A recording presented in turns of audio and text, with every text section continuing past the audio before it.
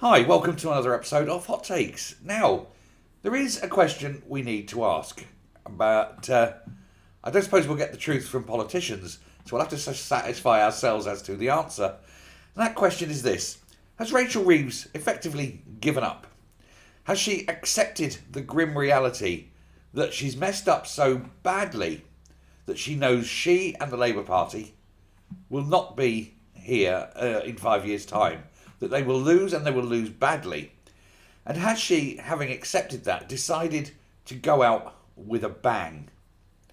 A bang so big that it will be unfixable by the next government as well. It seems that she has. In fact, I would go so far as to say that this budget could even be considered treasonous because of the amount of damage it's going to do to the economy. Now, she lied about a black hole that didn't exist and used that lie as the excuse to drive up taxes by at least another £26 billion in last week's disastrous, awful, world-ending budget. This was on top of last year's £40 billion blitz. Now remember, those taxes she put up last year are still there. So in two budgets she has combined taxed us an extra £66 million a year, on top of our ordinary taxes that were there anyway. Now, when you look at the budget, that bit's easy to see. Taxes on this, taxes on that, taxes on everything else. But there's things that have gone through that only really come out when the budget is published in detail, and then all those technophiles go over it and draw over it, all through the night. The scribes and the clerks that read these things in hushed tones. And there's one that most people will have missed, apart from these hallowed economists. Proper economists now. Not the sort of economists that lie on their CV.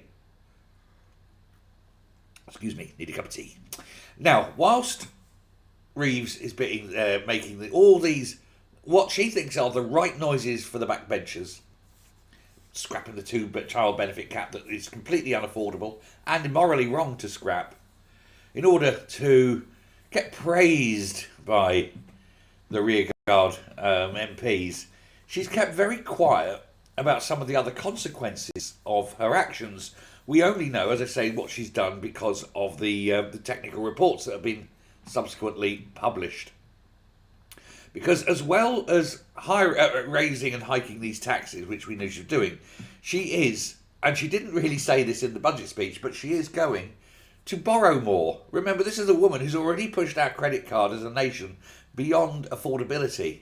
But she wants to borrow a further £75 billion. And the timing is as bad as you can possibly do. And it goes to show that she knows nothing about politics or economics. And this is £75 billion more than the OBR knew about and predicted back in March. And it is a huge increase on a very short time scale. Normally these things increase, piecemeal, a bit here, a bit here, a bit here. Salami slice it. 75 billion, more or less in a single tranche. Every extra penny borrowed goes onto the national debt. The interest payable goes up through the roof. We are, as a nation, much poorer. We could afford it if we were drilling for oil all the time. But no, we're not. We're cutting that back because Miliband, I'm going to save Planet, right? So how the hell this is going to be repaid, nobody knows. And not only is it shocking that she's done it, it's shocking that she didn't tell us she was going to do it. Don't you think? More lies, this time lies by omission. But here's where it gets very sneaky and, for her, dumb. Most of the tax rises she's been talking about won't come into force until 2028. This means that she's effectively going out on a spree, spending money she doesn't yet have, and then trying to recoup it all in 2028, just a year before the absolute latest date for an election. So what she's going to say is, hey, we've got an election coming up next year, but we're going to put all these taxes on you right now, right in front of an election year. I mean, it's disastrously bad, politically speaking, isn't it? I mean, regardless of her being dumb or anything, to hike up taxes immediately before an election, it's almost as though you're determined to lose that election. No Chancellor, Tory or Labour, has ever raised taxes in the year before an election because it's retarded. It's mental. It's wrong. It is electoral annihilation. Not just losing, but being wiped out. Now, Reeves is, I think, perhaps of the opinion that the economy will grow over the next 3 years, and it will grow fast enough to absorb those tax hikes. But I can't see that happening. You can't see that happening. And every major economist cannot see that happening. There's only one economist, in fact, who can, and that is Rachel Reeves herself. And we all know what kind of economist she is. Her budget was a growth killer. There is nothing in that budget that will grow an economy. But all that aside, put that aside, because there's something even weirder. And this is where I say she's given up. Reeves aims to bring the annual budget into surplus by 2030. She said this in the budget details. She'll have a surplus by 2030. Let me tell you, the last time we had a surplus was 2001. 25 years ago. By the time 2030 comes, it'll be 30 years. And, are we really supposed to believe that she will have a budget surplus in less than 4 years from now?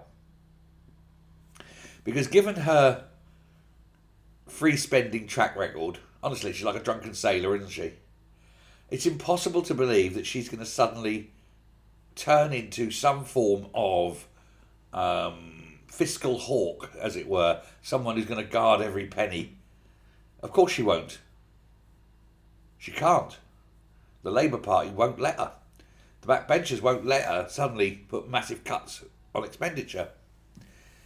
So, and here's the trick. The next election must be held no later than the 15th of August 2029. That means that any surplus is set to occur for a time after that, when Labour will 100% guaranteed not be in power. There's no way Labour will be in power. The odds on Reeves being the Chancellor at the next election are close to nil. In fact, the chances are she'll be doing well to last this week.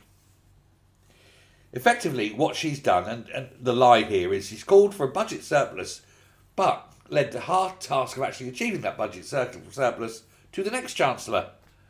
Somebody else who definitely won't achieve it either, given the conditions that she has created. And so we come to the two conclusions. First, she's fiddled the numbers to meet the OBR's rules. She's got no intention of sticking to that plan. And given her track record on absolute lying and dishonesty and just being a shit, that's almost certainly seems to be the case that she's lied.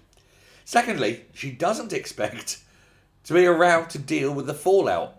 She won't be cleaning up her own mess. She'll be leaving that mess for whatever poor bugger comes behind her. Because she knows it's not going to be her problem. That's a pattern chancellors have followed for 25 years, isn't it? The last Labour Chancellor was there. Sorry, no money left, But Reeves doesn't care. She doesn't care what happens in 3, 4, 5 years' time because she's not going to be around. She just wants to take the easy option today, not look to the future. She's given up and she knows it. And so she's gone on this scorched earth policy. If I can't fix it, no one can. So not only won't she be there to fix it, she won't even care. Thanks very much. Bye.